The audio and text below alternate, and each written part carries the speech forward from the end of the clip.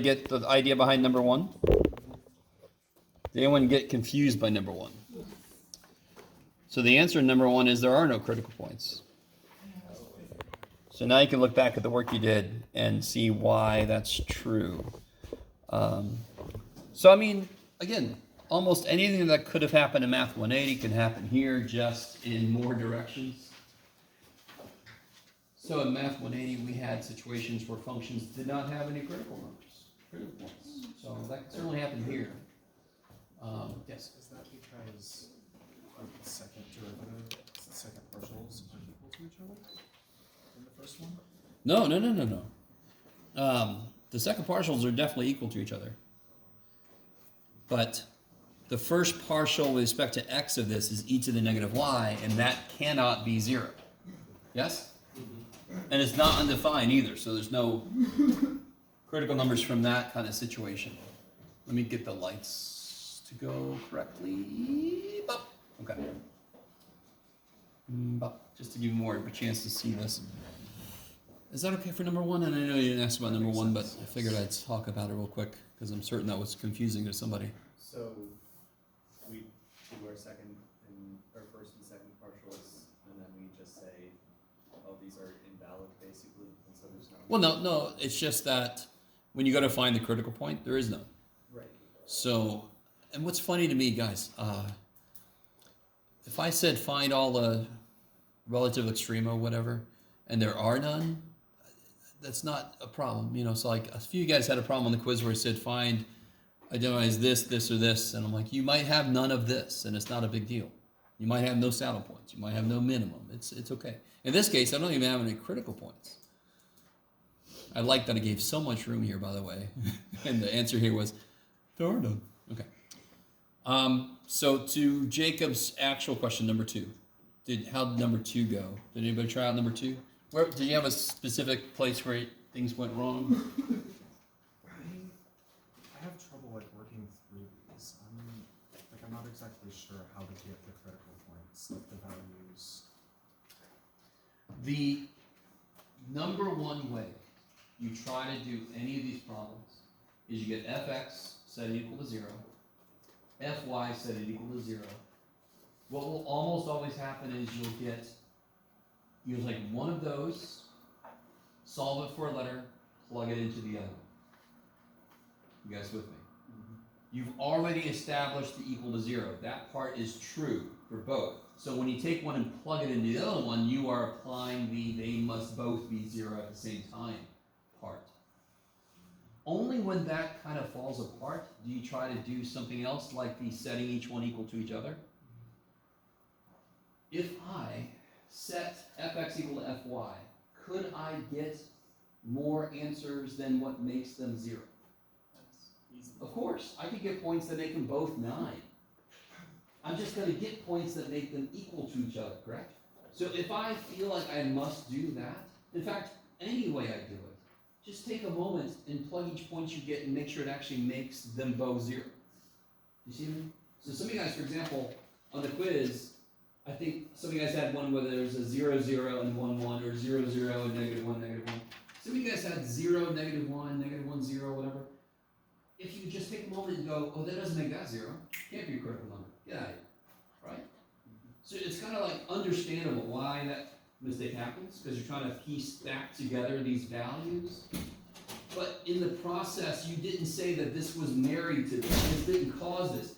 So they might go together and not make it come out to be 0. Doesn't make any sense. So I would highly recommend if you have a moment, whatever way you do it, make sure everything you think is a critical number makes fx and fy 0. Okay. On this one, oh geez, it's been a while since I made the key. Oh yeah, this was not too evil, I don't think. Yeah, this one was, well, this one might be a little evil because, well, let's see. What's fx on number 2? 0x minus 1. Yeah. It is a little equal. And what is fy? Yes. X squared. Okay. So, do you see how this one is factorable really nicely? So you could say this equal to 0, y equal to 1/4 x squared. Is that cool? You guys see that? Okay.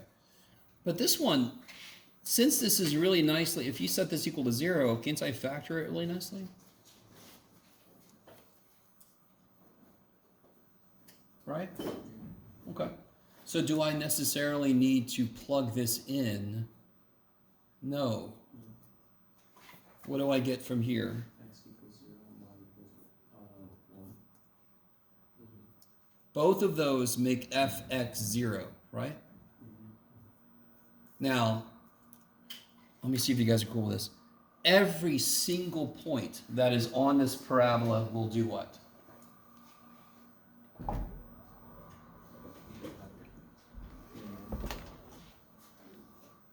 Oh, I see what I'm doing.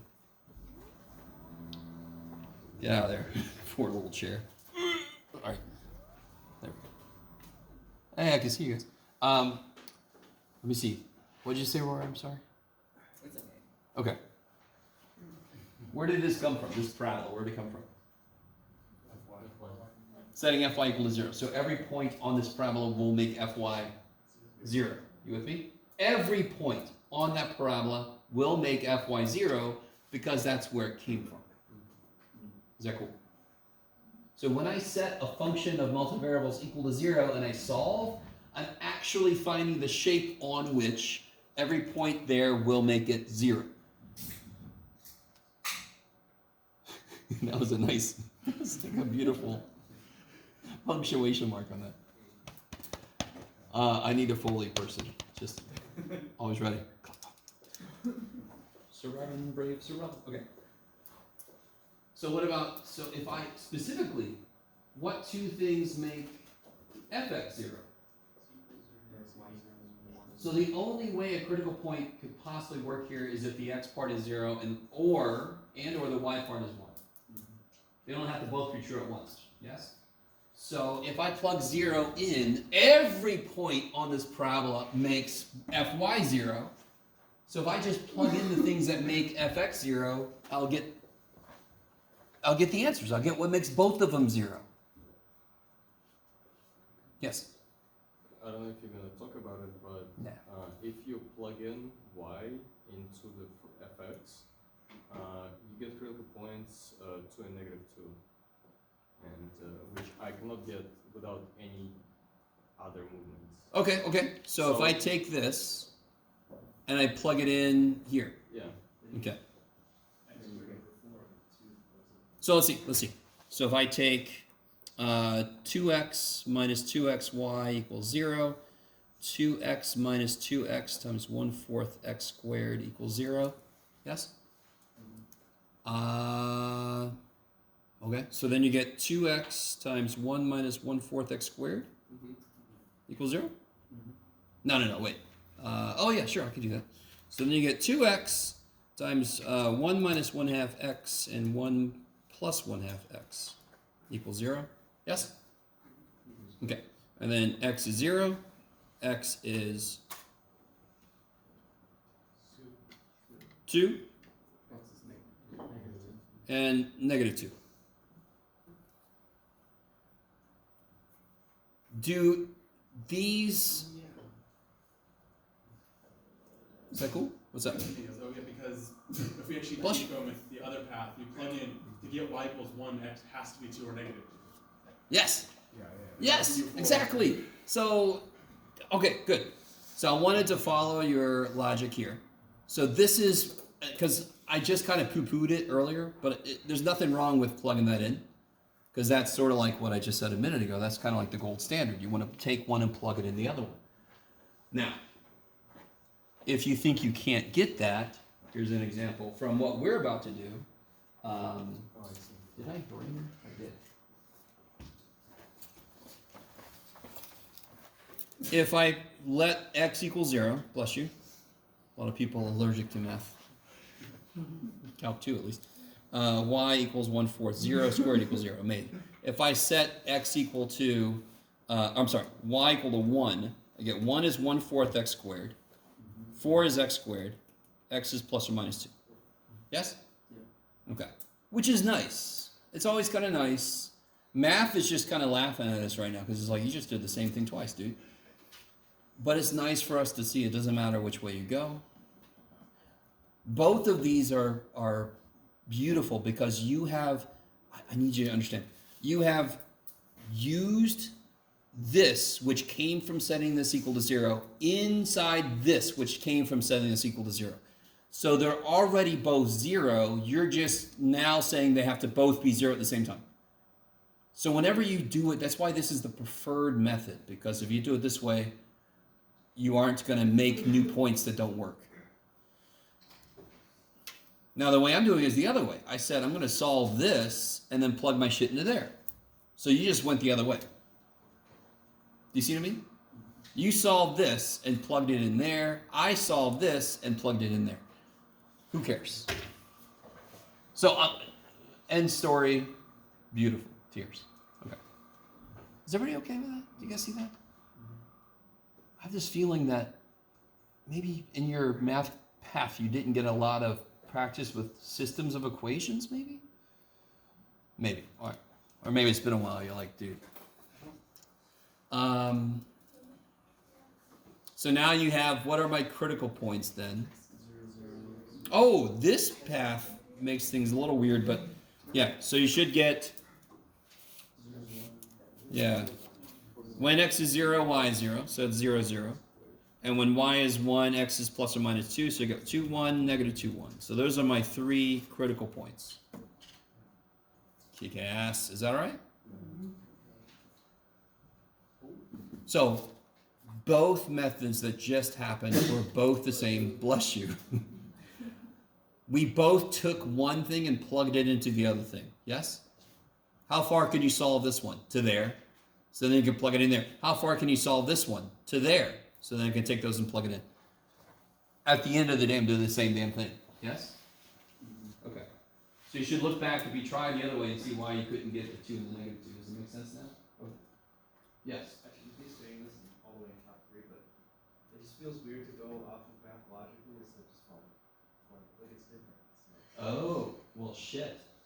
I'm sorry. On behalf of my profession, I am sorry that it didn't happen to you until now. Listen, trust me. You could teach a class and not really normally teach a class, and as a teacher, you might be like going step by step. You're sort of making your students do the same thing. When you really have to talk about why does it make sense what we're doing, right? What is the goal? Why does this method get me there? Is there another way to get there?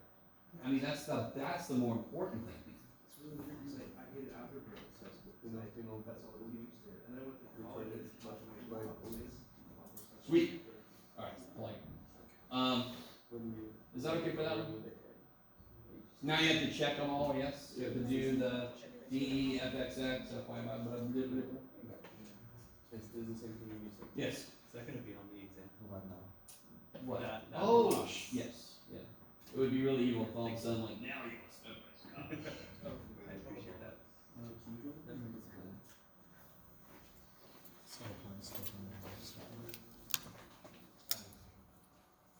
Oh, yeah.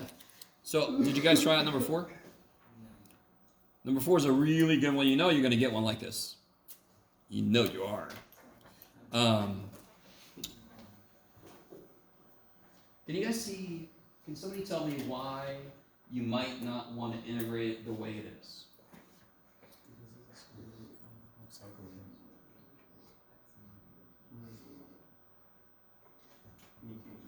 So like y is a constant, correct? Yes. With the innermost integral? So I've got e to the x squared, so I would like to let u equal x squared, correct? But if I do that, it does nothing for me in terms of over x cubed. Du is x. Now that I think about it, you actually could maybe do something. But it'd still be a little tricky. Now I have to do it at some point. Switching the limits makes the resultant integral very easy compared to potentially possible. So, which part of this tripped anybody up? Okay, so sketching the region, was that okay? Is that true? Let's do it. I didn't do it at all. So which, when you go to graph your region, which, first turn your pen on, there you go. Which variable can just, you don't have to think about it, you just know What? y. Y is from 0 to 4, but. Woohoo! Thank you, Y. You're the real MVP. Stay with me now. Where does x go from to? It's y equals x squared, g2. Yeah, x goes from square root of y to 2. So to graph x equals square root of y, I could solve for y because I'm more used to thinking of it that way, yes? So I get y equals x squared. So I know how to graph that. It's x goes up to 2. So if I take this and make it y equals x squared for a moment, or maybe forever, why does this kind of line up with y going from 0 to 4? Because all right, I really want you to understand my thought process here. So everybody with me so far? I've got to sketch this out. The outer integral, that variable is awesome. It goes between two constants. Thank you. The inner integral could potentially go between functions, functional walls, yes? So I need to graph x equals square root of y, which is going to make y equals x squared because I can think about that better. So that's easy to graph. And do you see how everything kind of comes together? Where's x supposed to stop? At 2. And where does x squared at 2? 4. Which explains why y stops at 4, yeah? Now, is this the region down here, or is this the region up here? It's down there, because y equals 0. What's the first wall I start at for x? X squared. Square root of y. And what's the wall I stop at? 2. So it's in here. I love it. Do you guys see how you can always do that? Okay. So for any y, x goes from this wall to that wall. I like it. So when you graph the region, don't just shade in something because it looks like that seems to be what it is. No, you gotta make sure. And once you shade, just take a minute and make sure it actually matches with the walls, yeah. Why didn't you include the other side of the parabola? Why did you stop it? Like have it start at 0? Oh, because it didn't, I could, but it wouldn't really flow with what x is doing. Oh yeah, I guess you don't need it. Yeah. Okay. Because this is the positive root of y, yes? Which is this. To be honest, that's really another good reason why, because it doesn't exist. Because it actually is this positive root of y. I like it. Now, yes. Now let's think about changing limits. So what's my outer integral going to be based on? Yeah, so my outer one's going to be x. So my outer one's the one that I don't have to think about. 0 to 2. Once I have my region graphed, I can see whatever I need. And now I'm going to start y for any given value of x. Does it make sense what I'm doing right now? I've done this so many times. Pick a value of x. What does y do? Starts here, what's that? 0. And stops there, what's that? X squared. Good, y equals x squared. This has got to be in terms of what y is. This has to be in terms of what x is, the reverse of what it was to begin with. Yes? There's so many checks and balances inside what you're doing. I know when you first see it, it's very amorphous. You're like, this shit's going over there, and this is going there, and I'm just going to write something and pray. No. You can always get that sucker graph specifically and just do that. Just draw the little dumbbell, the little barbell things. I always think of these little barbells. You put a little down on both sides. All right. No, yes, maybe, no.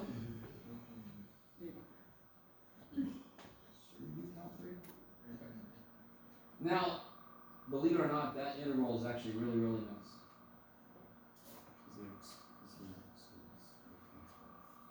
Yeah, because when you integrate y, dy, you get 1 half y squared. When you plug x squared, you get x to the 4th, it cancels x cubed, and then u sub will happen. I said a lot there.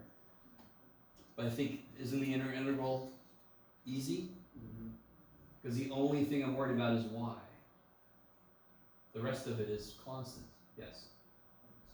Sorry, I looked down and I looked up. Could you explain how you got the new bounds again for this? Yeah, so now I know it's gonna be dy dx to flip it.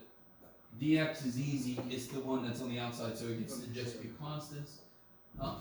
Yeah, 0 to. Yeah, 0 to, the inner side, just pick a value of x anywhere in here and go y goes from this to this. 0 next. Okay, that. 0 to x squared, Yeah. yeah. That part of it is normally, when you see it, it's like, okay, that's nowhere near as bad as I thought it was. But unfortunately, somebody's just gotta kind of click, but it's something that should click easy. I didn't get through jokes. I have a reason to be here. Yes. I have a question on number 9. Does anyone have a follow-up to this? Is that okay? So okay. Number what? 9? It's asking. 9. So it's the triple integral, and then after I do the, cause I know I'm supposed to do Bless you. from like dx, and then Bless it's like dA. Okay. Can I switch it to polar with y squared? Hell and z yeah. squared? I mean, from the very beginning, Because the x equals 4y squared plus 4z squared, your brain should go, you might have to do polar at some yeah, point. because I didn't know for sure with the z squared, because I know x squared plus y squared equals r squared, but y is. So a circle doesn't care what plane it lives in. It's gonna have the exact same. R squared. It's gonna have the exact same form of itself. Its Okay. equation is gonna be of the same form. Okay. So, and remember, x, y, z are completely arbitrary. Yeah. We can set up our x, y, z axes however the hell we want to in space. So that boils down to x, y, and z are completely switchable. So anything that's true about x and y must also be true about y and z. I can just rotate everything, yes? Okay, I like it. But I understand, you're so used to x squared plus y squared is how we define r squared, but Yeah, that's what was my big I got you.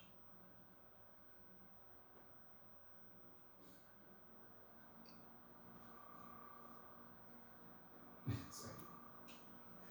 Anything else?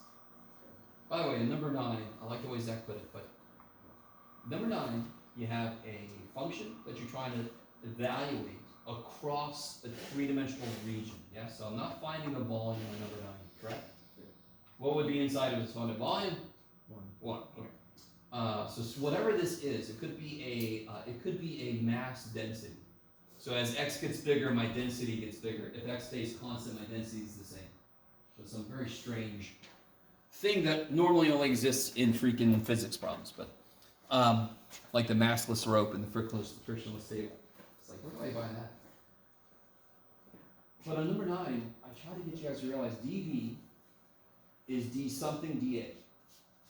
Then you can focus on the dA part, which is the r that we draw in 2 dimensions. So why did Zach pick what he did? He said it was dx dA. What is it on this one that tells me I want the inner interval to be dx? It has nothing to do with the fact that there's an x in there, not a damn thing. That's because it says it's x equals 4. Yeah, yeah, everything's kind of defined by x. Do I have to do that? No, you can switch it, but on this problem, I don't want to switch shit. X clearly goes from the paraboloid to the plane. So that inner interval is really well defined. Huh? The parabola should be on the bottom, and then the point should be on the top. Yes, totally. Oh shit. No C shit. Yes. Is this because x is the equation? It's because Why is it not x is the part that is based on the other 2. So the innermost interval, guys, the outer interval, 99.99% of the time, in this class, 100% of the time, the outer interval will have what kind of limits? Constants. The interval inside, the next interval in, it can be a function of 1 variable. The innermost interval can be a function of 2. So that also tells me x is a function of y and z. I could solve for y or z. I definitely don't want to, correct? Because then I'm going between negative radical and positive radical, but you could. So I don't want to do that shit. So I'm going to say that must be the inner integral because it's defined on two variables. Does that make any sense? I don't know if you guys, somebody said something earlier today to me that was perfect. When you do the inner integral, you should have, let me see. Maybe we should do this problem. So if this is integral dx, and let's say that this is, it honestly doesn't matter right now because you would change it to polar in a minute, but let's just say it's this. This would be numbers. This could be a function of, let's see, this one inside could be a function of, you could do it, y and z. When you integrate dx and you plug these in, maybe we should just do this problem. This is weird to talk about, like, here's what would happen, kids. Did anyone try number 9? It sounds like a few of you guys did. Yes. All right, does anybody want to look at number 9? Good. Okay, good. That's good, because we're going to. So we did example like this, and do you all see what is meant by, there's parts of the problem that tells me I'm probably eventually going to want to change to polar? Nice. Here's your little circle. Also, it's supposed to be plus 4z squared. Oh yeah, that would make things better. So you don't want to do that. Okay, thank you. I like that you're like, technically? Okay, so here's the first step. The first step, you can break it down so you only worry about a single integral. I have identified, with your help, that the inner integral, so I'm just going to put, what is it now? What did they put here? D? Yes. Okay. I'm just going to put dx dA. That does two things. That helps me, I can focus on the inner one and then reevaluate. Do I really want to go to polar? Maybe something happens where I don't need to or I don't want to. So I'm ready. If I don't want to, then I'm going to make this dy dz or dz dy. If I do want to, then I can go ahead and do that. So I don't have to do more than I need to. So this is still valid, and then of course this goes from what to what? Careful. X 4y squared plus 4z squared. Yeah, it goes from the paraboloid to the plane. Is that the lower one? Because it can be less. Sorry? Is that the lower bound because it can be less? Bounded by the paraboloid this and the plane this. Okay, so that's just definitional. That one goes. Yeah, on in top, fact, one I goes on think- bottom. No, I guess I didn't. So the paraboloid would be, so I'm going to put my YZ plane down here just because. I don't know if that follows the right-hand rule. I don't care. So I'd have this paraboloid and then x equal 4 be here. This is the worst picture for me. This is really bad. Sorry. So this is the top. This is the 4. So it's going to go from the paraboloid to the top. So you can see it's the inside of the paraboloid. Which makes sense. If I have this, it's just weird to say paraboloid a lot. And here I am saying paraboloid a lot. So I have this paraboloid, and it's got a mass density across it.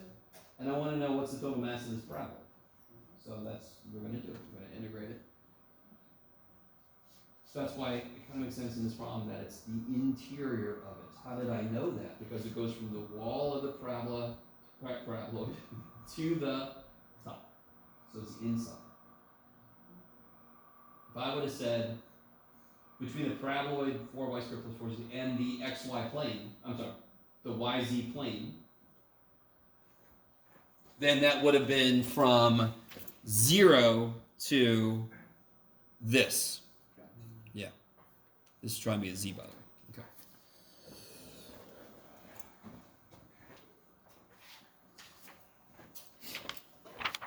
Okay. Coming back to this. Okay. So what do you get when you integrate that on the inside? You pull a 1/2 out to the Pull a who to what? a 1/2 because it's going to be x squared. Yeah, so it'll be 1/2 x squared. So I see what you're saying. You can take a 1/2 out. It's going to be x squared. So you're gonna get Square from the graph limit to 4. Which becomes 16 minus 16 minus. 4y squared plus z squared, or z squared. Yep. And then. With a 1/2 out front.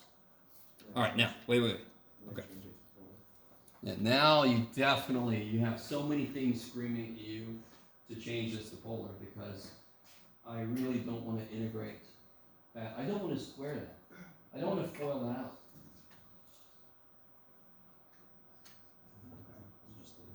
Hmm? You're just lazy. Totally.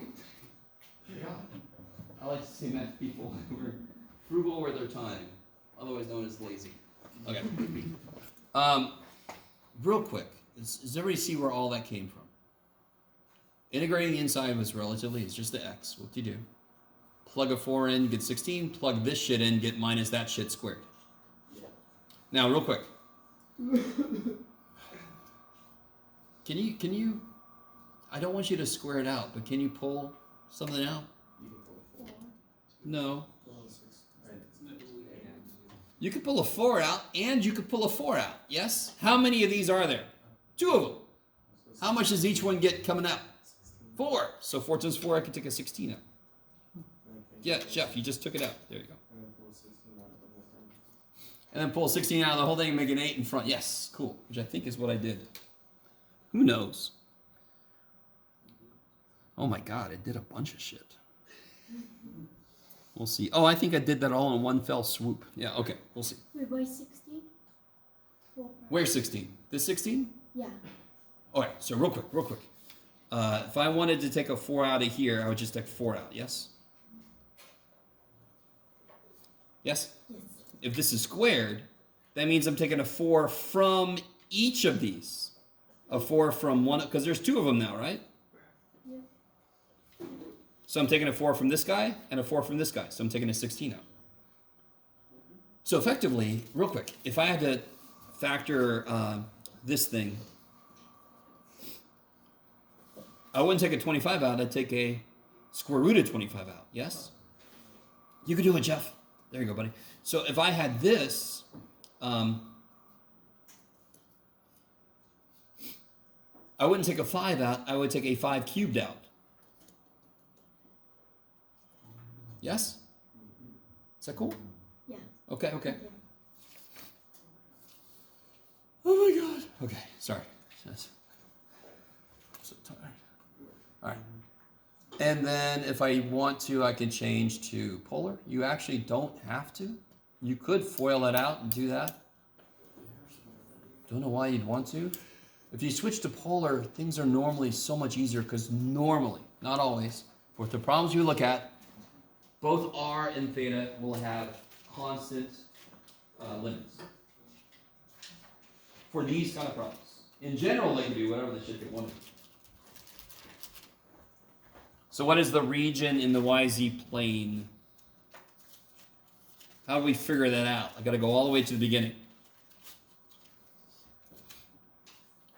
How do I figure out the region in the YZ plane? You put the x equals 4 into the function. And we've seen this so many times. It seems to be something, I'm sorry to cut you off, Zach. It seems to be something that happens a lot. Do you all agree with my shitty little, poor little dude? Here's a better one. This was for an unrelated problem, but still, you can see it a little better, yes? If I take this point, it will give me that point on the surface, yes? So if I want to get every point on the surface up to here, I have to basically take the shadow of that, because then this point would go to the edge, yes? So that's why, what would the shadow look like? It would look like when this equals this. Is that okay? Because that would be the trace when that's 4. So that would be the shadow in that YZ plane. So We've seen this happen at least 3 times. So the radius will be 4? radius will be 1. The radius will be 1, yes. Because you're going to divide by 4 once you plug the point, you get your 1. Yes. Yeah. So when so the height, like the x, will be 4, and the radius will Yet at a height of 4, the cross section is a circle of radius 1. If you drop that down, that's actually the domain to give you that shape. Yes. Like it. Because in a lot of problems, they don't tell you directly the region in the x, y, or whatever, the input plane. They don't tell you the region. You have to kind of like get that from the other parts. This is what will happen most often. If you take one extreme for, in this case, the dx was kind of like acted like z does normally. Whatever that variable is, if you take the extreme and plug it into the boundary, very often you will get that region in the input plane. The input plane for this is the YZ plane, yes? Because those go into creating the x, and that's why x is acting like z normally does. Okay. So now we can do our region. If I graph our region, we get a little circle of radius 1. It's positive 1. So then, what do our limits become then? From 0 to 1. Let's just bring this inside, make it 8. Equals pi. Yeah, so this will be r d theta. Wait, why is it 8? I took the 1/2 in, sorry. And I've left this blank. Hold on, I've left this blank just because. Oh, where's So- the 8? Oh, you put the 1/2. Oh, Yeah, I you took the 1/2 in. Oh, you So- didn't keep the 1. You took the 8 out, too. The 8's and the 1/2 outside. Do it again? I could. Yeah. Yeah, sure, I could. Apparently, I don't want to. Nah. So my theta is going to go from 0 to 2 pi. And then my r is going to go from 0 to 1. So if for any given theta, I let r go from 0 to 1 and I rotate, I'm going to scan out this whole region. That's the idea. And of course, this becomes, yeah, r squared, so r to the 4th, yeah. So you could leave the 8 out, but do you see how sometimes coefficients will help in the integration because they'll have a factor that is the power you need? Does that make sense what I said? Integrate x cubed. You get 1/4 x. Integrate 4x cubed. X to 4. Yay! See what I mean? So leaving constants in sometimes helps, especially when it's polynomial in nature, because then it might have the factor you need. Either way, it's okay. You guys are staring at me. I don't know what you're saying. Yes. I missed when you got the 1/2 outside the interval. Oh, that was from What's the initialization? right here when you first integrated x. That's 1/2 x squared. We just put the 1/2 out. Right? Oh, Yeah. You did the integration. Yeah, just when we did integral of x, I get a 1/2. I can just pull it out. Your constants get that pass. They can go in, out. They have the what do you call it? The backstage pass. Yeah. They can get out of that interval. I completely forgot you already integrated. How do we know the x equals a squared? Here.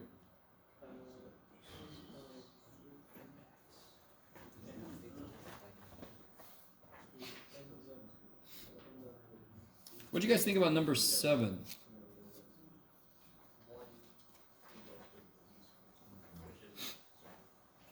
So here's the cool idea. Let's see if I can illustrate with you guys again. Let's say, pretend like everybody's here. And you're all points in the input plane. You with me? Okay. So, like right here, along you guys, above you there's this piece of the surface. Yes? So you have an output, it probably has an output, right? So forth, so forth. But I need to get the volume. So if I get the area, because I keep saying this kind of thing. If I just look at this row, they are like a math 180. Isn't it just one number line? If I have a surface, don't these points in this line have outputs? So if I look at it from the side, it looks like a freaking function from 180. Are you guys all with me? So if I get the area of the elements on this line, but they are functions of x in this case. So at x, I'll get a certain area. At this x, I'll get a certain area. Is everybody with me? So my expression for this integral will be a function of x. and then I integrate that in the x direction. So I get the area of this slice, and then add it to the area of this slice, and then add it to the area, and I do that all the way through. That's the second one. That's this guy.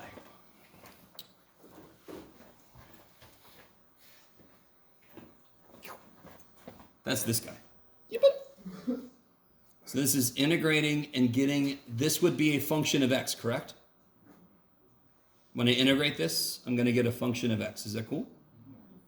Because I'm going to get my y as my variable, I'm going to replace it with x stuff. So that's exactly like I just said. I want to stay away, I've graphed too many things. So if my surface looks like this, yes?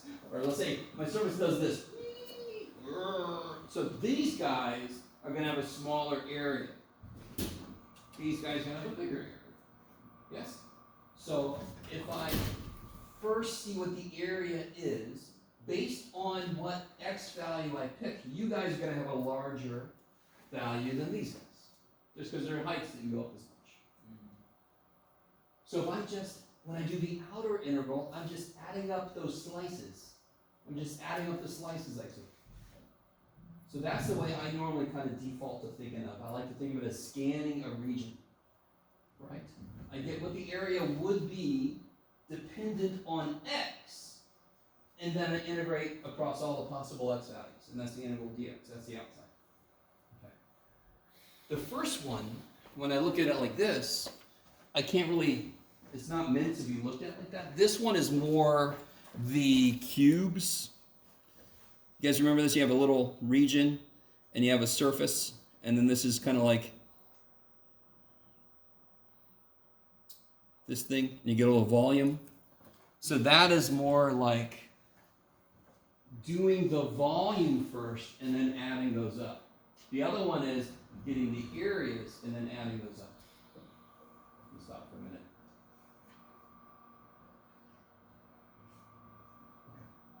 Yes? Okay, so for the second one, you're saying we're taking all of the tiny little slices and adding them together. Yes. As opposed to taking bigger blocks. Yes. And adding those together. Yes. Okay. I'm gonna be honest, there's no way if you put that on the test, I would be able to parse that out. I appreciate the honesty. And now I'll be sure to put it on. No, that was evil. I couldn't stop myself. No, one reason why I put this on there is just so we can have the discussion here real quick, because I don't think I've directly stated that. We did talk about the cube idea, we did talk about the scan idea, but it never kind of related to both of them. I really want this to make sense. If I cross-section some shape, and then I add up all the cross-sections, I should get the volume and the shape again. But if I take, like, this is little cube, not cubes, but like rectangular solid chunks of it out, and then add those back up together, and then get the volume again, correct? That's all those two are, is cross-sections added up, or blocks of and then adding those up. That's the difference behind those. They both end up with the same answer. The first one is very conceptual, it's very Riemann-summish, which isn't normally immediately good for how the shit do I do this problem. This is the nuts and bolts practical application of the idea. Yes? Okay, maybe. That's why this one looks more familiar, and this looks like you haven't done anything yet. Yes, we haven't figured out shit yet. Yes? But this still has a meaning. It's just adding up those volumes.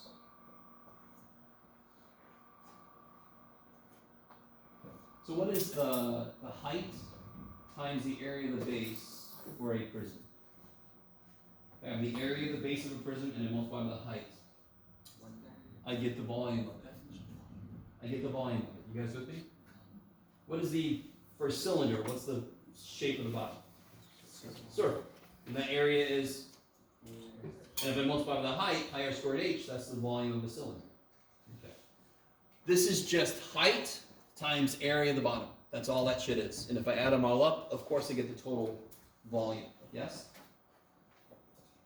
Maybe. Okay, enough about that. I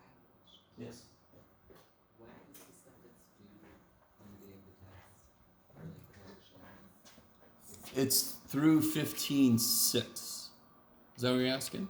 No, like I mean like last exam is due, right? Like test 2. Oh, yeah. And then Just quiz remember this. 2. Everything is due the day of the test except homework corrections. They're due the day of the final. Okay. So, quiz corrections, the last test corrections, So we homework only have one quiz and one test that we can correct since last time. since the last test, yeah. And of course, if you haven't made corrections to quiz 1 or whatever, you can still do that. Is that cool? Or understood, I should say. You're like, because I would got different, Jeff, but no, that's the way it is. Okay. For extra credit homework assignments, are those also due day of the exam? Oh, did I build this in WebAssign the? June 2nd. Yeah, I normally make those due the day of the final. Okay. So I might put a bonus. More than likely, I would put the bonus on the final exam. Because on the final, I like to do 1 or 2 bonus questions related to homework extra credit section. So if you did it, you have a chance to do that. You know what I mean? Yeah. We'll see.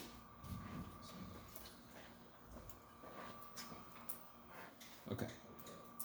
Anything else you want to talk about? Yes. You mentioned on the practice test, we don't have a question about finding the surface area. Can you do something similar to that? Oh, that's right. I didn't put any surface area. Do you have like an example, like similar difficulty that you would call this? I'll tell you this. I'm not going to put a surface area problem on here. Because we're going to do much more with the surface area in chapter 16. So what would And I think we have, to be honest, I think we have plenty to make a test run without including surface area. Okay, so 15.5 isn't really gonna be on the test. 15.5, you still should do the homework. Chapter 16, we're going to kind of like analyze surface area with more specific applications. Okay. Yeah. Thank you. Sure. So no. And I think I told you there's so few functions that would work, and I would just give you the formula and just plug it in. Yeah. So then some of you guys should be like, please put that on there, because I give you the formula. You just got to figure out fx, y and throw them in there, and it's got to be an interval that works, or else why would I give it to you? So, but maybe I'll put a bonus on there. Also, on WebAssign, I saw some homework about lamination. Lamination. Center of mass, and I don't see that on here. Oh yeah, those are just, there were some problems in 15.6 that had some specific uses of intervals, of double and triple intervals. And of course one of them is like center mass. So there's examples in the book. They're just examples of what we use triple intervals in real life for. So it's like I said with the paraboloid, and it could have been the mass density. Oh, yeah.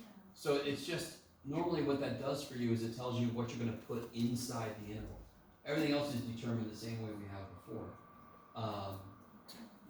Let me see. I'm not going to be overly concerned, but let's just show you an example real quick.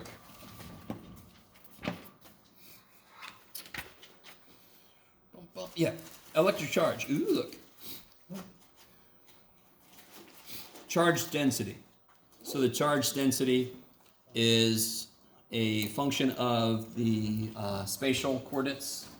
So the charge density towards the outside could be less than on the inside or whatever, or for a conductor it would be all on the outside. But you could have a material that for some reason more charge is inside and less as you go out. So maybe it's dependent on R as you go away from the center. But do you see how that is just what you plop into the triple interval? Do you see that? So this is what I mean. Bless you. They still have to define the region. It's just that the function you're plugging in isn't just given to you. It's not.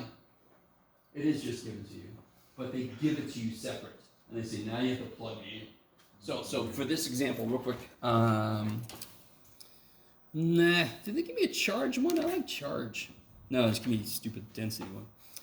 So for the mass, the density, I would add up, for the mass, I would add up all the densities across the volume. So whatever the rho, don't worry about the Greek letter, whatever this is, they have to give me, here, at some point they gave me rho as x, it looks like. I don't see where they gave it to you. Constant density. Oh, so it's constant density. Okay, so on that example, they didn't tell me what it was. They just said it was constant. So I just put a little p in there for a constant. But if they said the density is 3, you put a 3. If the density was dependent on the x coordinate, so then it would be 3x, you would put a 3x inside. Does that make sense?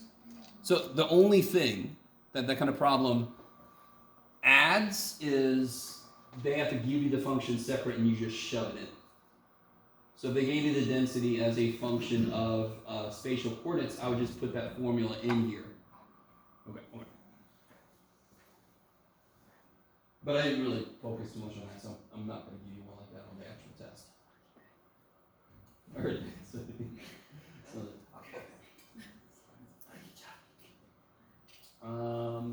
Okay. Yes. I just wanna globalize all this.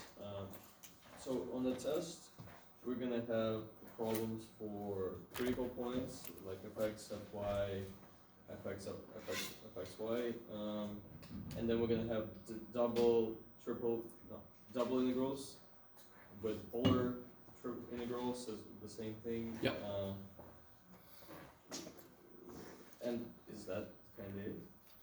Oh, that's not enough. We can shove some more stuff on it. No. No, I know what you mean. Yeah, you're fine. I just couldn't help but do that. That basically summarizes what's on there, because 14.7 was your critical points and second derivative test. 15.1 actually was sort of setting up the groundwork for the real section 15.2, which is our real double integrals. And then we went to triple integrals. We skipped over, double integrals, polar coordinates. We skipped over applications. And then we got this guy that you just found out today is not going to be on there. And then triple integrals, yeah. And of course, a single triple integral problem could require quite a few steps to figuring out. The second derivative test will be like given to us the whole like The little box I keep giving you. Yes. Yeah. Is it for the saddle points and stuff like that? Yeah. This is unrelated to all of this, but I was just gonna ask you a program question. Oh yeah. So on 15.5, number 8, I got to the point where I converted it to polar after you said the thing about the practice test question. But now I'm at a point where I just don't think I'm doing the right process. Wait, no, there's just one. Yeah, I don't know why these are like this. Yeah, there's just here, let me pass it. Continue with your question as I do this. So I don't know, my question is just I just want to see if I'm on the right track to solve this problem. So when you set it up, what's really nice, anytime you're above a rectangular or square region, that's nice. Yes? Yeah. You got your F. What's your F of, what's your F? It's right there. F. Yeah. Hold on, let me catch up. Oh yeah.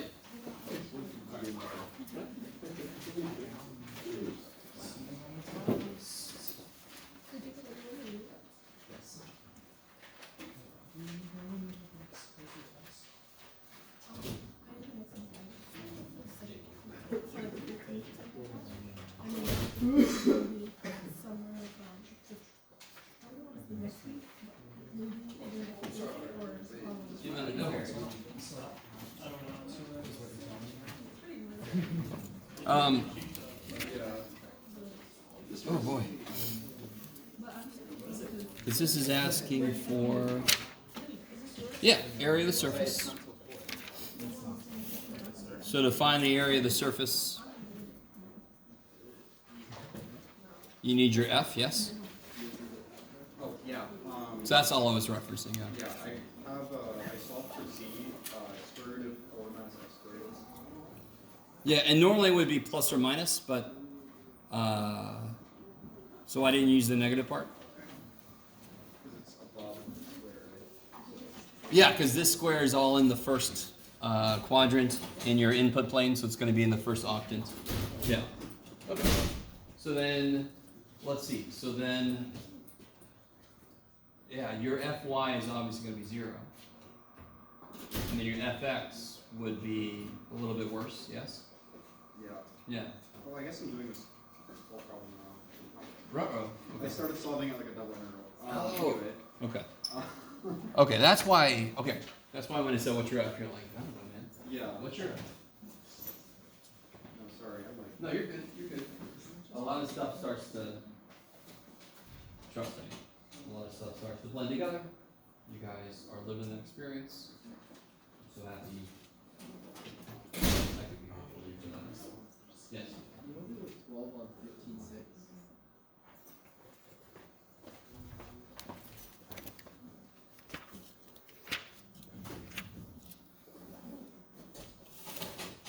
So this one says, express the triple integral as an iterated integral. Okay, so just set up the integral and do it. Okay. So they give us, that's nice, a constant on the inside, but that doesn't help me in terms of this one here, right? Yeah. Okay.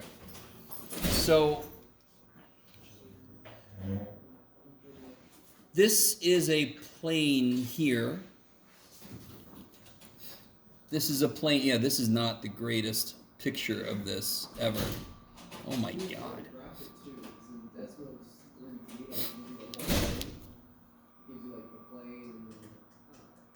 Yeah, I know what you mean. It doesn't cut it. It gives you, it just keeps going. Yeah, I'm not sure how to make it truncate its domain for those, yeah. So, let's see if we can piece this together. So this side is obviously curved here. That's the 4 minus y squared, right? And that is, yeah, this is horrific. This graph, yeah, shoot, this is supposed to be helpful. Let's see. All right, so we have, I believe, this, okay, let's see if I can piece this thing together. Supposed to be, this is supposed to be around the x-axis, because z just cares about y, so it should kind of repeat. This plane kind of chops that parabola, so I got this parabolic shape, yes? 4 minus y squared will be a parabola pointing down. Are you with me? So it might be a good idea to do some traces.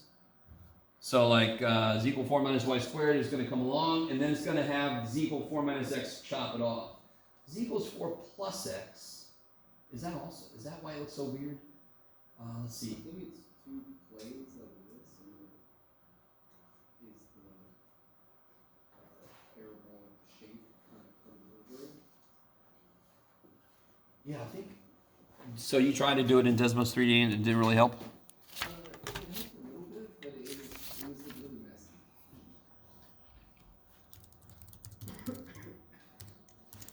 Eyesight. All right, let's wake this guy up.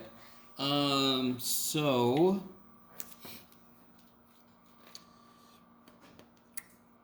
real quick, in the xy plane, so everything up here is based on z. So I'm worried, let me think. It's really hard to see here. Maybe on the blow up I can see it better. No.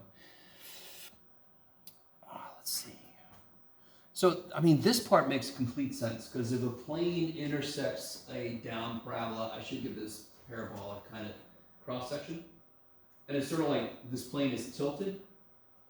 So you can imagine like this parabolic bread loaf, and you chop it like this. You're going to get a parabola, but it's going to be like leaning back. So that's what's happening here. Yes? They are not, is that on the back? Is that why what the issue is? Z equals 4 plus x, and then z equals 4 minus y squared is the main guy. Okay. Let's see. What would be interesting is to do like a trace in xz of everything would be a good idea. Let me see what we can do here real quick. Hold on.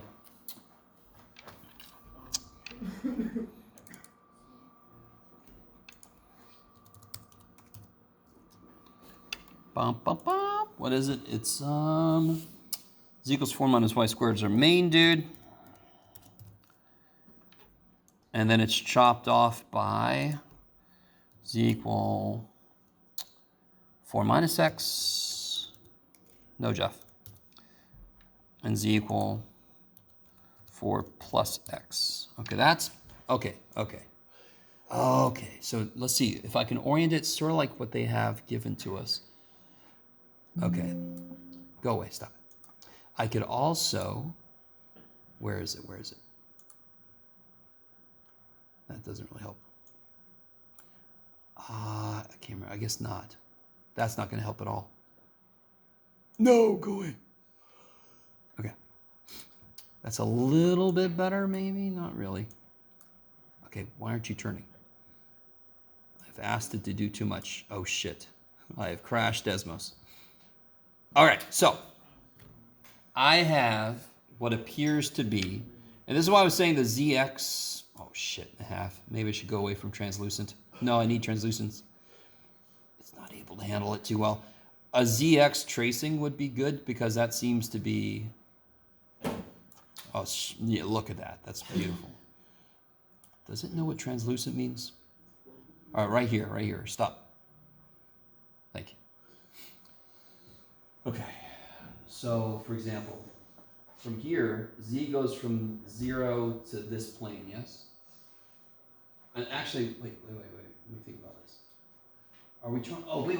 Are we trying to get, yeah, that's right. Okay.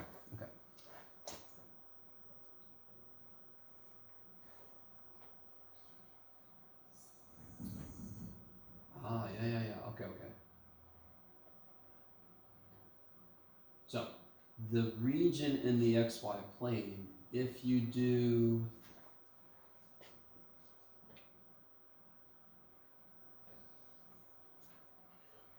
yeah, okay. So it's gonna be underneath,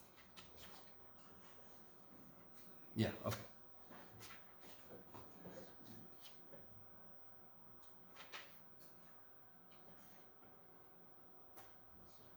That is trippy. Let's see.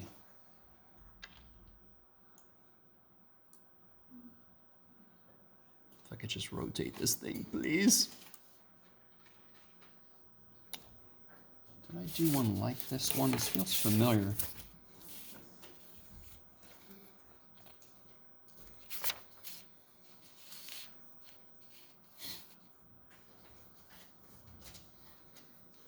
Well, let's do this first. What is Z going from to? This could be a little weird. But Z is trying to go from, so these planes aren't going to necessarily,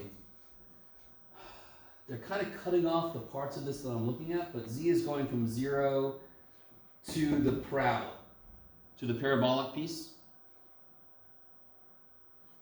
Okay, just stop for a second. So Z looks to be going between 0 and 4 minus y squared. Then I've got,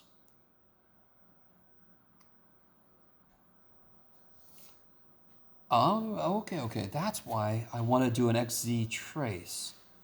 Because if you solve both of these for X, then X is going to go between two values of Z for these.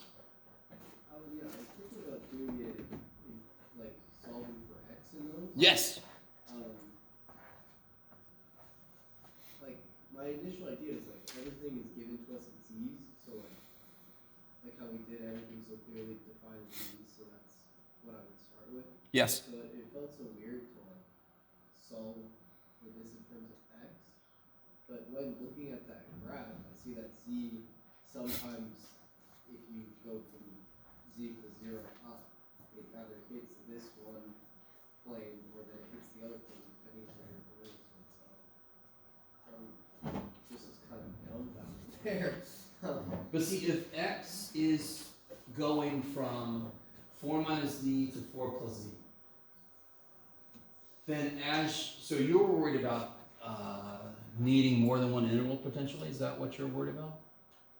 If you were to do it in Z, which is like almost, right, because I'm trained now to think like, oh, okay, we do that, and it's telling me, you know, look at Z first. Yes. And so like that, it looks like you might. But I think you should actually look, so Z goes from 0 to 4 minus y squared as x goes from this plane to that plane. Mm-hmm. Yeah. Z goes from 0 to the red graph, 0 to 4 minus y squared, as x goes from this plane to that plane. So if I decide to do,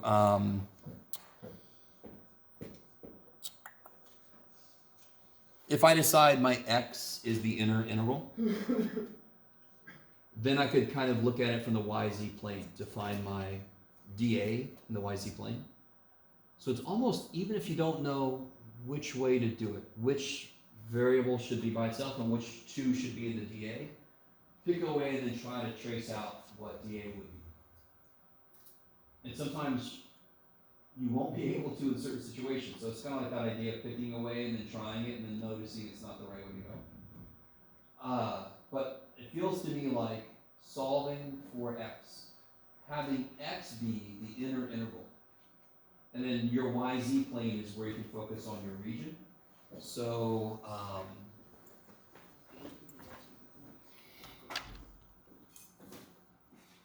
I don't know if this guy's going to cooperate. There we go. Come on.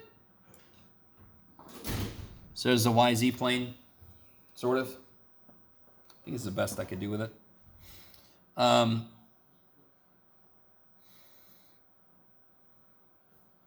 Yeah, because so if you're just looking at this, just from this perspective, you could figure out what y is going from to, yes?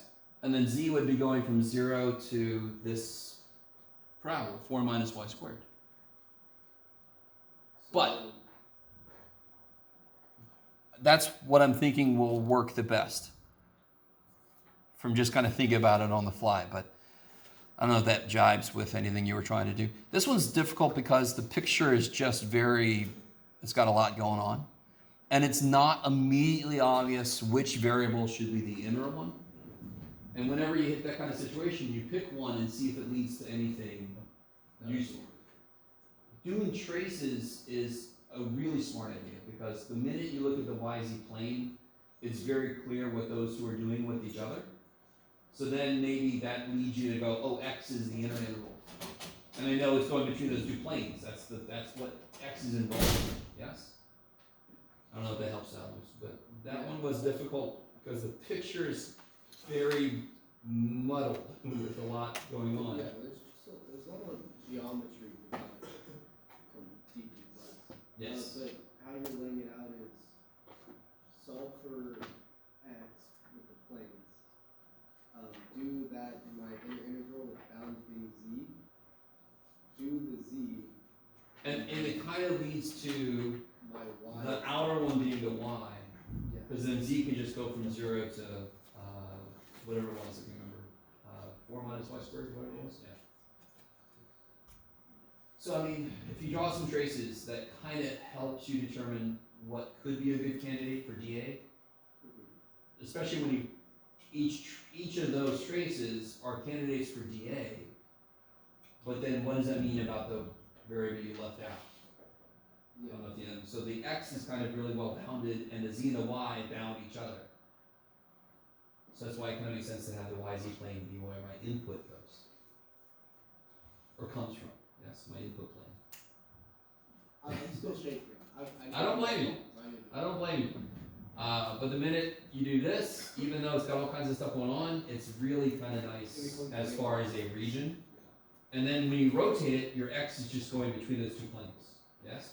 So if I rotate this, let's see if the computer is able to handle this request. Yes. Then my x is going from this plane to that plane. Yeah. Yeah. Not an easy problem. I'll try it if I have more trouble. Okay. Thank you. Thankfully, the inner function is just 2, right? Yeah. Okay. If it would give us a better. Yeah.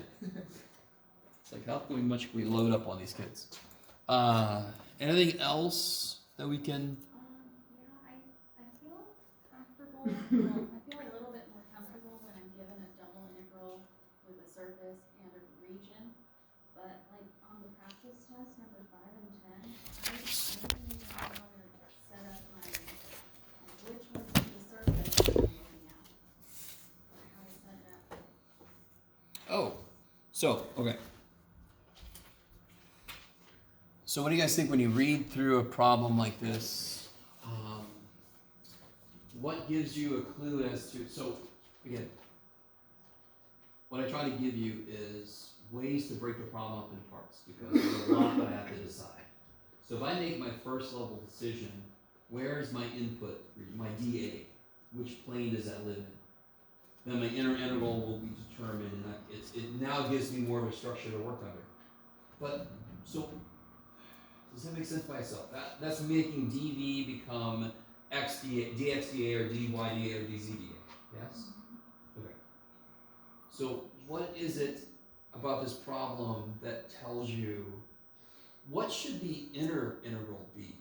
What variable should that be based on? Those that lie in the Z.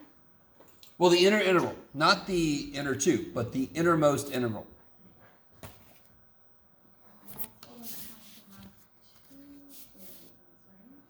It doesn't have to. It could. So be very careful. You don't have to have any variables anywhere. You could have integral of 0 to 1, 0 to 1, 0 to 1 of 3, dz dy dx. That is a valid integral. The outside must be constant. The next one can be at most a function of 1 variable, and the inside can be at most a function of 2. That's why I was thinking y plus z equals 4. Oh, I see. Because you're trying to force it to have 2. Okay. Which one does it give me a full idea about what the variable starts at and goes to? 0. What about the 0? Well, What's it 0? tells me it's one of the planes. So without Z, like the yes? So z goes from 0 to what? To 4 minus 1. Beautiful. So that's a really good candidate for the inner interval. Because I know what z starts at, the xy plane, z equals 0, and where it ends at, that plane, z equals 4 minus 1. Okay. Which tells me I want my dA to live on my xy axis. And then I've got my y equals x squared, right? Okay. So how much did I do on here? I did a little bit, okay.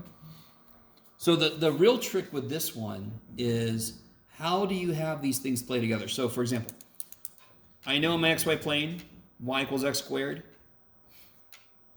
because it's y equals x squared everywhere, correct? It doesn't matter what z is, it's just y equals x. So this is why it's a cylinder, it's a repeated shape, yes? Okay. So y equals x squared.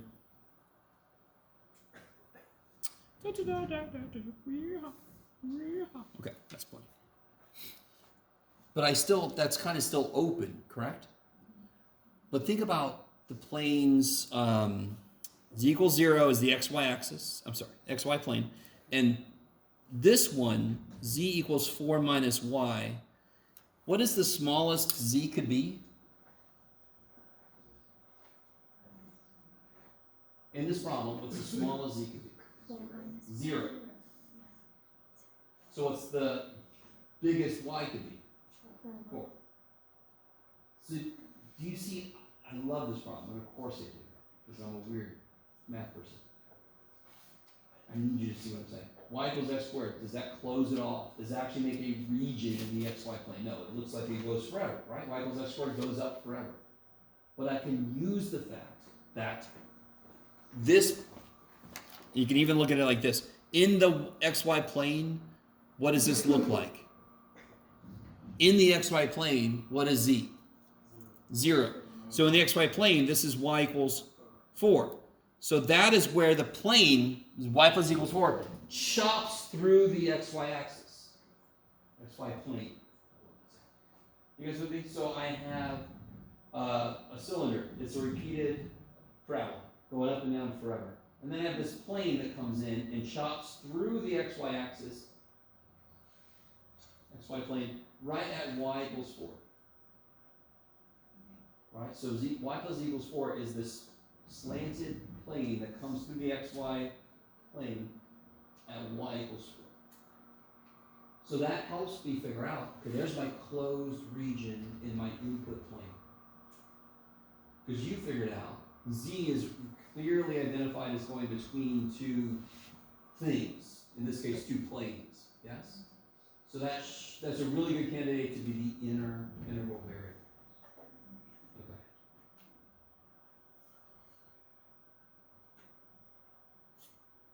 And I think I told you guys, like, this would be a good one. I might give you a picture of the region, yes? Try to give you a little 3D shape of it. Because then you can see that plane chopping through the XY plane. Yeah, because I think the biggest problem is to identify where is what 3 dimensions. Oh, hell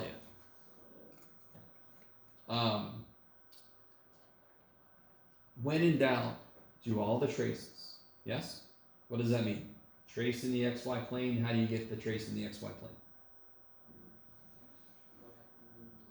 Make z 0. How do you get the trace in the xz plane? Make y 0, blah, blah, blah. So you get all those traces. And then you step back and you think, okay, this helped me out. Those are all the potential input planes. So you can kind of see what the trace looks like. The 3D part, I will give you in some cases. I think it's going to be where I think it would be too difficult without. Let me say it like that.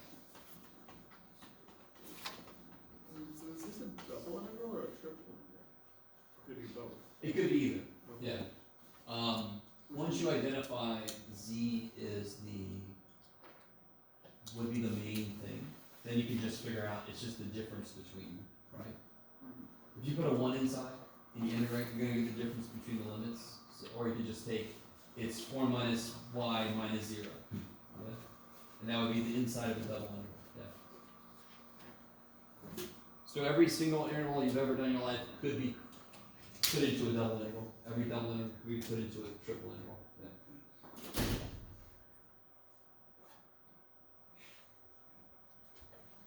Can we solve this?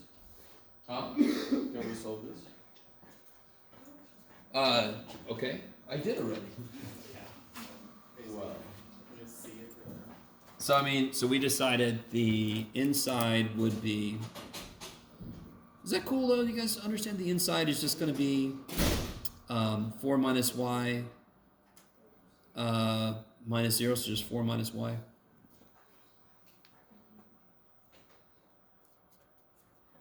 Why did I do? Wait a minute.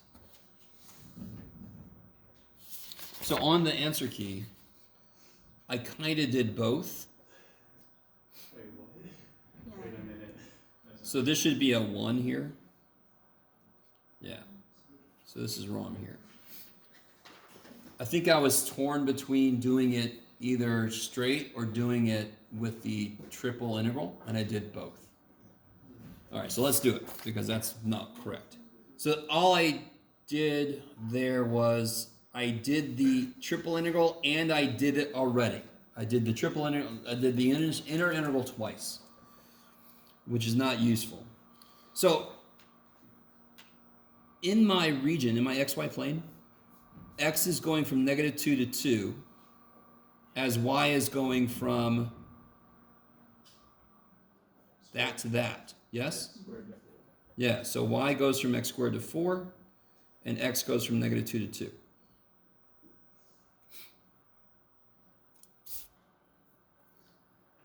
That is funny. Yeah, I distinctly remember thinking, should I do a triple or should I do a double? And then I ended up doing both. Okay, beautiful. And then when you integrate the inside, it's a lot better than what I got. You get, what do you get when you integrate the inside? 4y minus 1/2 y squared. And this is from x squared to 4. So then you get, yeah, 16 minus, yeah, 8. Good, 4x squared. Yeah, plus 1/2 x to the 4th because it's minus minus. And here, did I do anything right? Yeah. So what's funny is, oh, wait a minute. Maybe I did. That's hilarious, Jeff. Okay, I wrote this, but then I put this, and then I didn't do this. So I did do this right. This is the right answer. Oh my God. Your teacher would hate you if you turned that in. The only thing I did wrong was I wrote this and I did it. Yes? This is right, and this is right. Okay. So the rest of that's fine. I just didn't know which way would be better for you guys. But you don't have to make a triple integral out of this because, do you guys see why?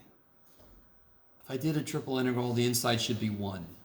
And then the inside for the double integral just becomes the difference in what the limits of the inner integral would have been. Okay. So I didn't do as bad as I thought, but that's still hard.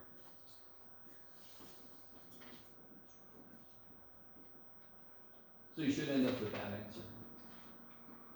Oh, you did the fourth. You did the fourth one wrong. The what now? The fourth one, the region. The 4th one? Yeah, on your cheat sheet. Oh, the 4th problem? Yeah. Okay, what's up? Like the graph. Is you sketched it that way? Oh yeah, it's supposed to be here. Man, I did a great job. Yeah.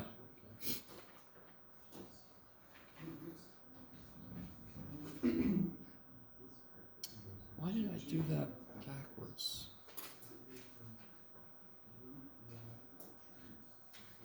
And when we did that problem in class, we did it right. Yeah, we did it the right way. Yeah. Okay. Let's see. Yeah, so I've shaded in the wrong way, which makes these limits here backwards. This should have been x squared, and this should have been 4. No, wait. Interestingly, you got the same answer. No, wait. Oh, I drew the region wrong. I shaded in the wrong part. But then I did. It's from 0. I did this correct. 0 to x squared is right. Yeah. Okay. I just shaded the wrong part of this in. Yeah. Okay. Let's see. Yeah. Okay. So this is shaded in the wrong place. Yeah. Okay.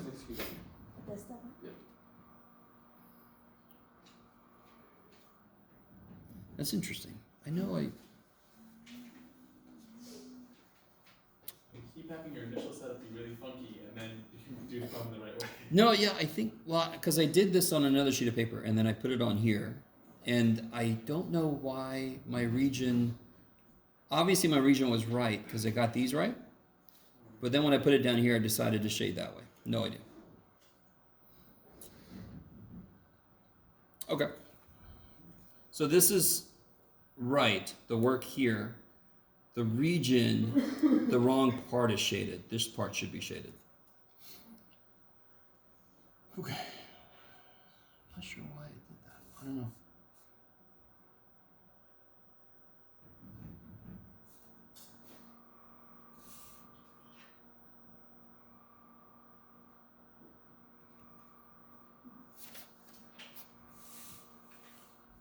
This one, I like to give this kind of problem because it's the easiest way to graph something in 3D is to just need a part of the plane where you can get the intercepts.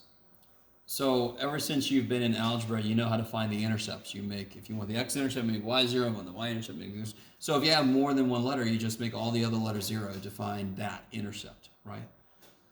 So you can find the intercepts, connect them. You've just drawn 3D. Look at you go. And then the XY plane, you can see the region here. I kind of redrew it here. Okay. So this kind of problem is nice because it's the easiest 3D region to kind of draw. Just connecting the intercepts together.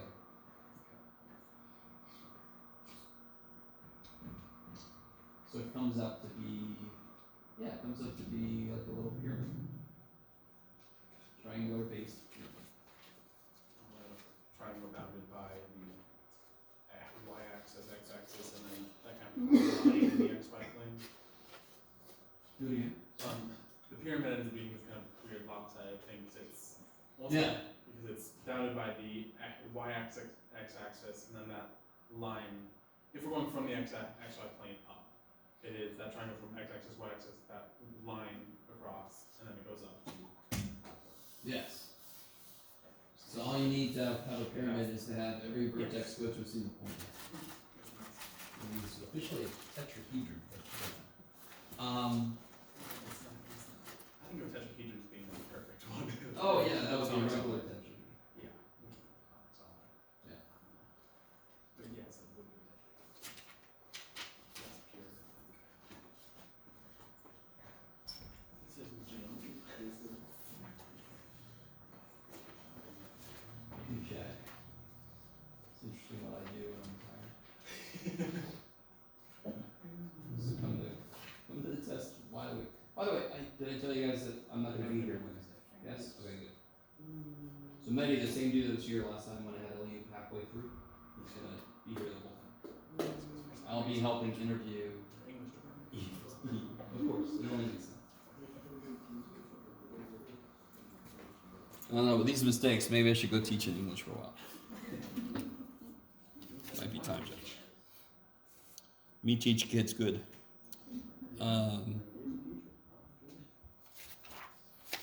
Okay. So obviously, I want to give you one example where you get no critical points, just to remind you that could happen, and then a nice normal one so you can check it. I am going to give you that box, like we said. Let me think. Anything else that...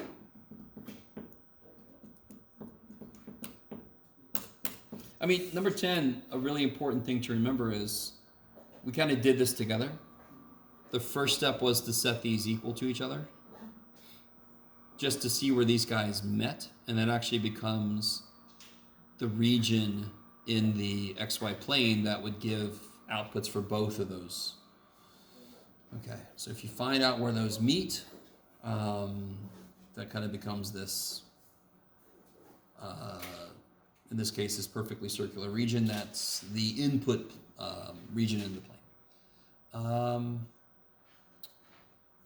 Oh, this is a really good example of, yeah, I did this one directly. I don't know why. I did a double integral because it was strictly just, how do you find the area between two functions from Math 180? You integrate the difference of the two functions, yes? So this is the idea. I integrate the difference of the two functions. The top one minus the bottom one.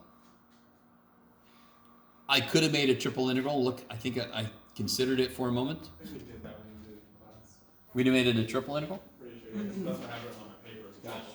Oh yeah, I mean, I just didn't want to take up that much room, I guess. I guess it's just conceptually easier to understand because we're doing triple integrals right now. Oh, yeah. There's nothing wrong with making that a triple integral. Because the first step just gives you that insight. Yeah. Just remember, if I ask you to find a volume, you just put a 1 inside your triple. Yeah. Yeah.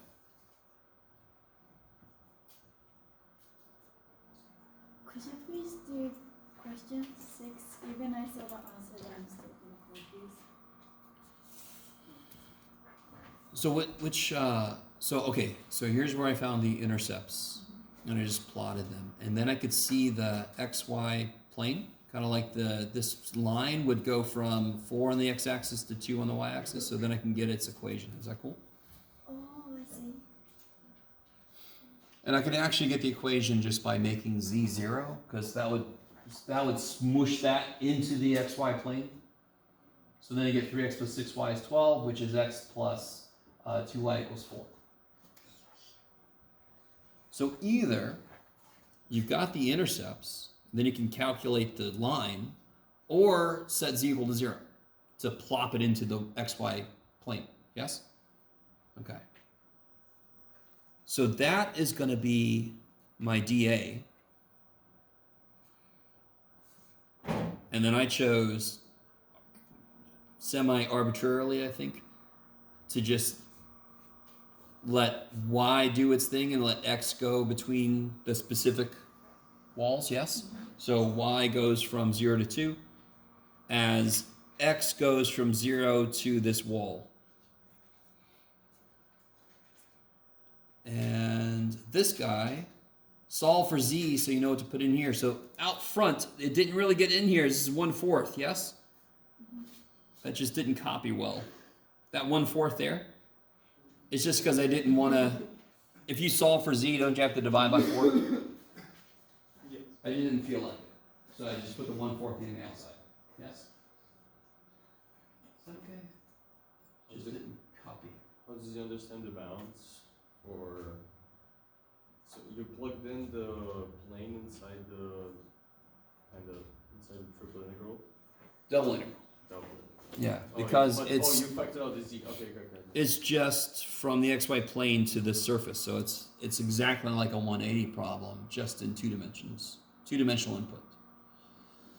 You could make it to a triple integral, but then z would go from 0 to this, and so your first step would just make this. It doesn't matter that your z was divided by 2, but your inside formula is not. Divided by 4. Sorry.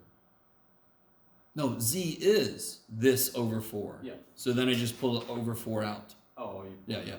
That constant can come out. I see. Just because I didn't want to deal with fractions if I didn't have to. And then for the bounds, is it just from the sketch that you did? Oh yeah. So I went to the xy plane. Yeah. And then I've got my intercepts. And then I can get the equation in line, or I can set z equal to 0 to get what it looks like in the xy plane. Both ways give me x plus 2y equals 4. Okay. Or x equals 4 minus 2y. I see. And then you. Now, there's a lot of stuff missing here because I didn't want to write it all down. But you have to plug 4 minus 2y in. Yes? And so that's what you get after you do that. So there's quite a bit of little manipulation between here and here. I just don't want to write it all down. Okay. I'm just dot. When I got to freaking calc 1, it's just dot. I'm not doing this. Here's the answer. Yeah. Then a miracle occurs. And of course, you integrate this. Eventually you get 4. 6y minus 3y squared, blah, blah, blah, blah. Okay. Yeah. I have a question on the different problem. Yeah. So on 15.3, number 12, it asks to like integrate between A and B. So my question is, should we treat that as a constant? This one? Yeah.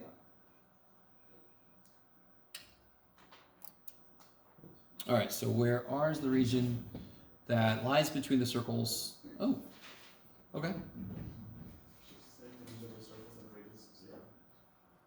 So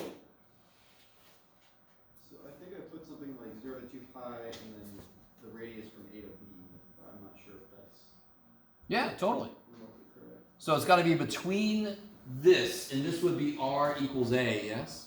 Yeah. So it's got to be between R equals A and R equals B. Yeah. So totally, that limit just becomes A to B. And then we treat that as a constant. Yeah, A is a constant, yes. Like I eventually get to like 1/2 integral from 0 to pi or 2 pi b squared sine squared of theta minus a squared Yeah, sine squared yeah. theta. So it's going to be something dependent on A and B. Yeah, so Okay. could I just like combine a and b since they're constants? So like a squared minus b squared parentheses sine theta. Oh, sure, you can factor it if you want to, yeah. I'm just trying to figure out how you integrate the a and b, but I think Oh, wait, is that what you got after you did one integral? yeah. But they're not dependent on theta, so, right?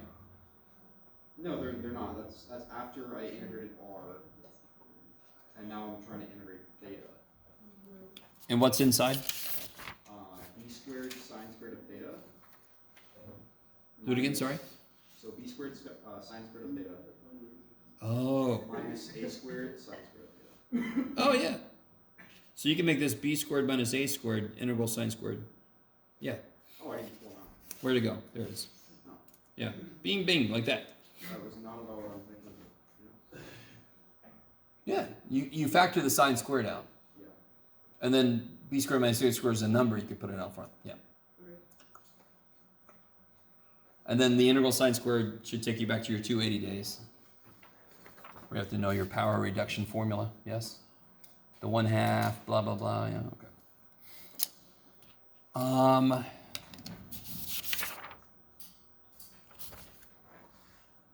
Anything else from homework even, or? Yes? Actually, I just had a quick question. I know it was already discussed earlier, but as far as like the chapters that are gonna be on the test, it would probably be like 14.7 through 15.6. It would be exactly that, yes. Okay. Yeah. Is that the same for the homework too, or is it also 15.7? No. I would never make you, we haven't even talked about 15.7 yet. Oh, yeah. Yeah, but I mean, if you want to do it, go for it. Yeah, 15.7 is where we learn one way to extend polar to 3 dimensions. Cylindrical will be the next thing, and then spherical comes later. Maybe 15 to number 34.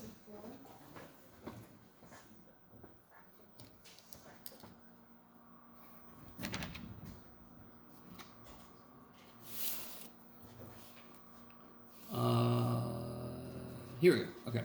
So find the volume enclosed by this paraboloid and these planes. Okay. So when you first read through that, how do you kind of break down your approach? Like, what's the first thing you're trying to do? And if you're not sure, you could always draw some traces.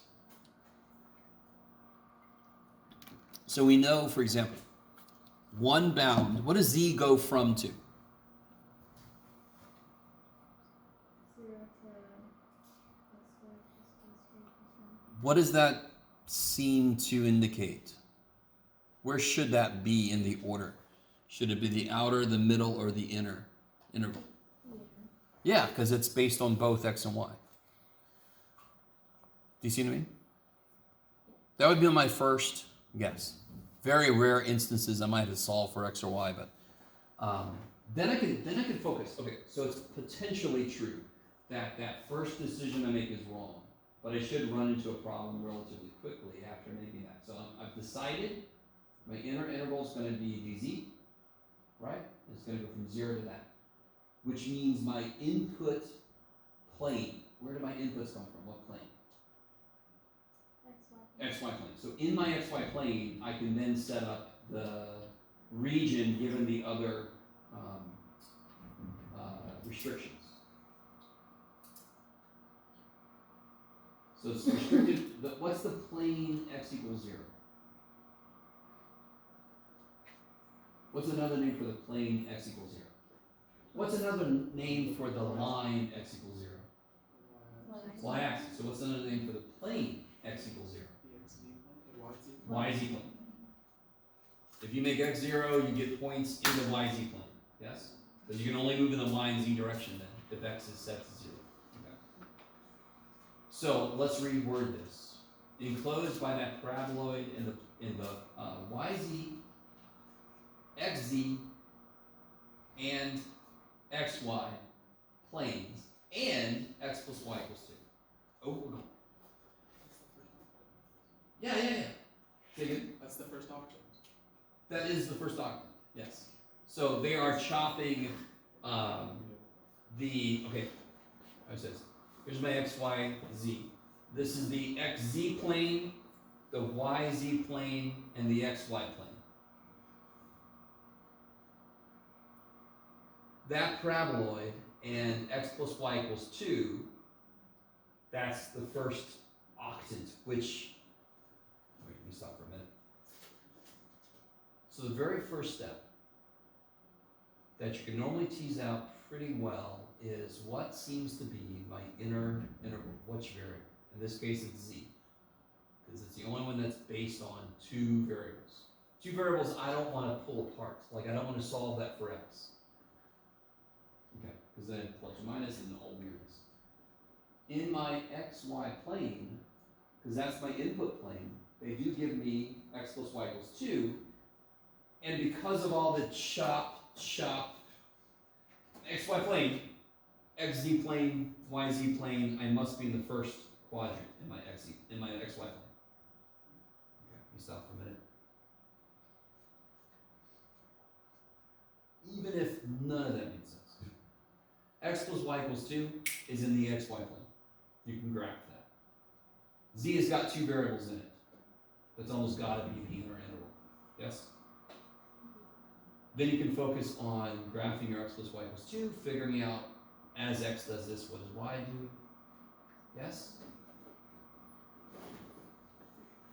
What does it look like in the xy plane?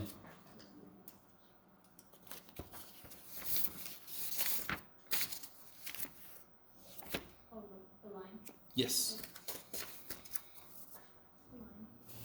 Looks like a line, that's right. What's the y-intercept? Yeah, 2. And the x-intercept? 2. And then I have a plane that comes in like this, yes? And also the xy plane, shop. So it's got to be this region here. So now I know it's going to be 1 dz, and now I can decide, do I want it to be dy dx or dx dy? It really doesn't seem to make a difference, yeah? Or, well, this isn't really good for polar, so that's too bad for me.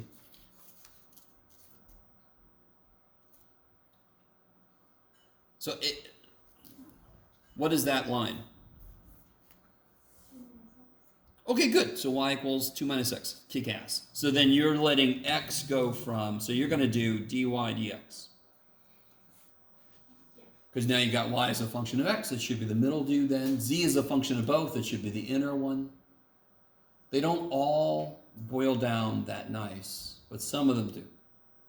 If one variable is a function of the other two, it will almost always be involved with the inner integral.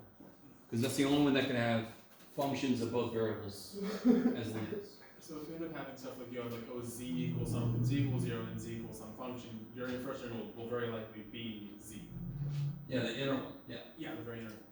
And we'll kind of keep going now if you want. If you get something that is just a variable, y equals something, you want to use that as part of your balance at some point.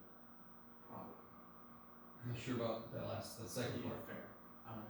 Near the line. We had I can't remember the exact problem, but we had one earlier where the inner one was x, because it was like from x equals 0 to x equals y squared plus z squared or something. So that would be the inner one is x, because it's a function of 2 variables in one of its bounds. So only the inner integral can be a function of 2 variables. Yeah. So this would be 0. What was it? Yeah, x squared plus y squared plus 1. This would be, the outer one would be x goes from 0 to 2, and then y goes from, for any given x, y goes from 0 to 2 minus x. X squared plus y squared might make you think about polar, but I don't want to go polar because this region is not good for polar. It's not circular, yeah.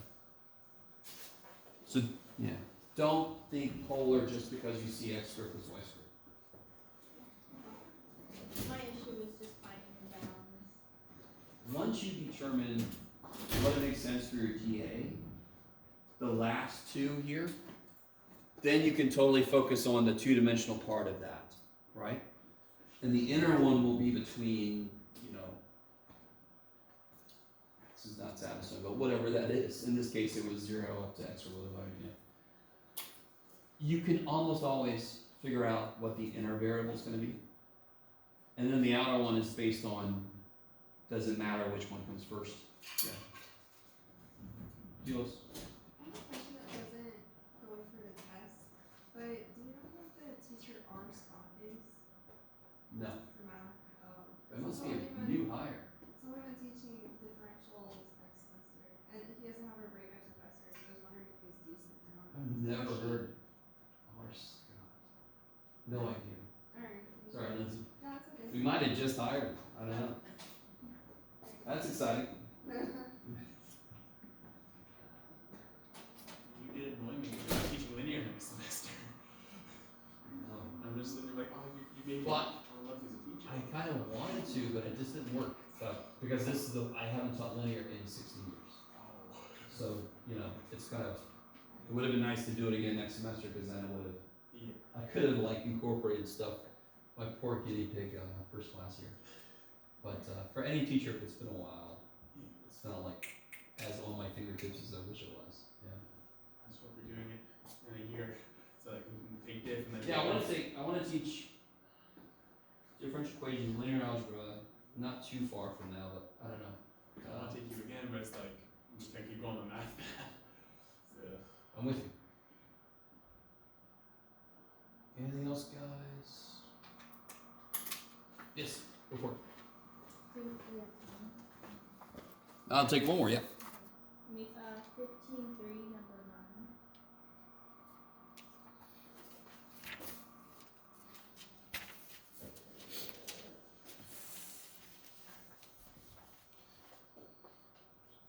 Oops, sorry. So D is the top half of the disk with center at the origin and radius 5. Okay, so do I have paper? Yes.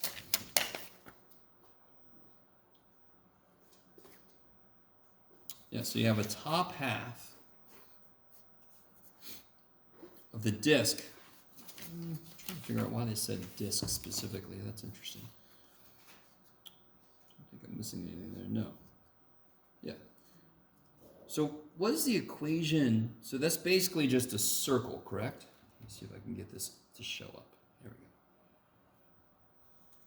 And what is it about this circle? So I already know I kind of want to be in...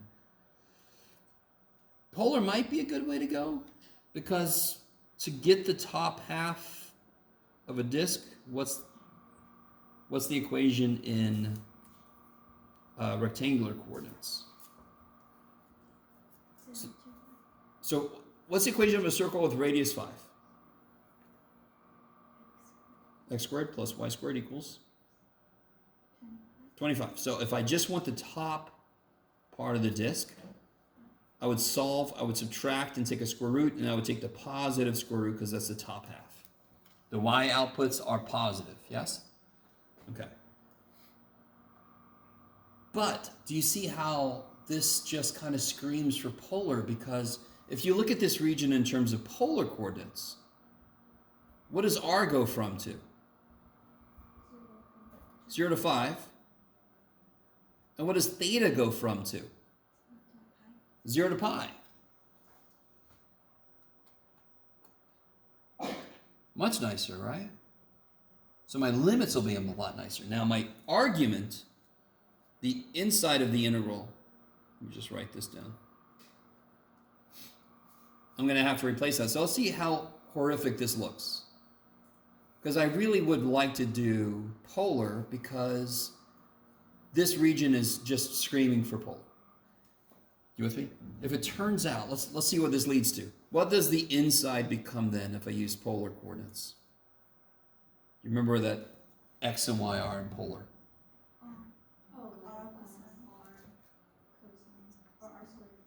Well, yeah, x is r cosine, and then square it.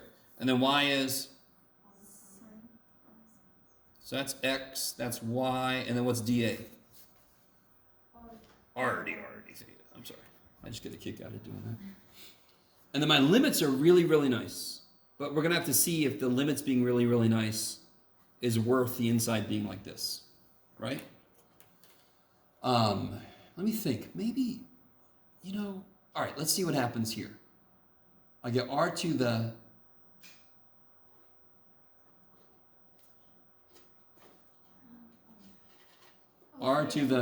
fourth. Okay, you're like, what is he doing? Cosine squared sine. I don't know if you guys remember. Personally, I wish we didn't make it its own section. This is called trig integrals, which is really, really, really, really dumb because it's just freaking u sub. Isn't there a function in here? If I pull all these r's over here, isn't there a function in here whose derivative is in here also? drd theta. Well, first off, if I iterate with respect to r, it's easy, yes? Is that cool? So the theta one is going to be the one that's more interesting. But isn't there a function that if you let u equal to it, its derivative is in there already?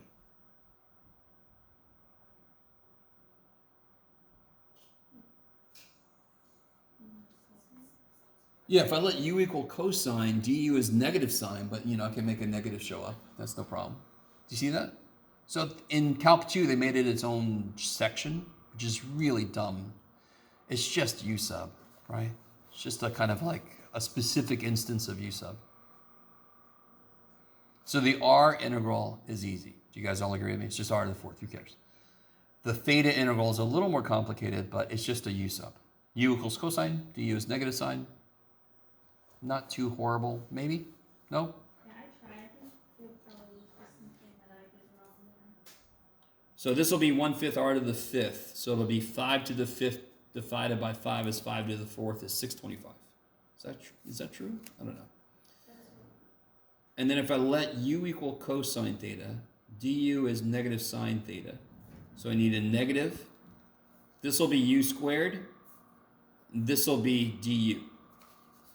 And my limits, wait, this should be pi up here. Poor little dude. My limits would become, if u is 0, if theta is 0, u is 1. If theta is pi, u is negative 1. I'm not sure if I can do this, but I integrated without changing my limits and then plugged u back in. Oh, yeah. Plugged cosine theta back in? Yeah. That's what I used to do, yeah. I used to write like this integral. I would write it like this. Little parentheses around there to remind me that those aren't the ones I want to use. These are not the inputs you want. Yes. Yeah. That as a student, I didn't realize once you get to here and you have to deal with changing limits of integration where the limits are functions of possibly two variables. As a teacher, I now understand the importance of getting students used to just changing limits in general. Yes? But as a problem, that'll work. All right, I'm going to call it. Well, actually, we have like 5 more minutes, don't you? Yeah? Okay, I just have one question to add on to my previous one. Yeah. What about 15.4? As far as homework and stuff. Oh, 15.4 was the extra credit section. Yeah. And I think 14.8, did I make that extra credit? Or did I just throw it out? I can't remember. 14.8, I think I told you guys from the beginning was an optional one that I tried to add because it's just really cool. And then we didn't have enough time for it, so. 15.4 is a little bit less that, but 15.4 is okay to get rid of because it's just sort of specific functions you throw in. It's still double and triple integrals, but it's just specific. Actually, it's just double. Yeah. Okay. You're welcome. So 14.8, 15.4, you do not have to worry about unless you want to try for extra points.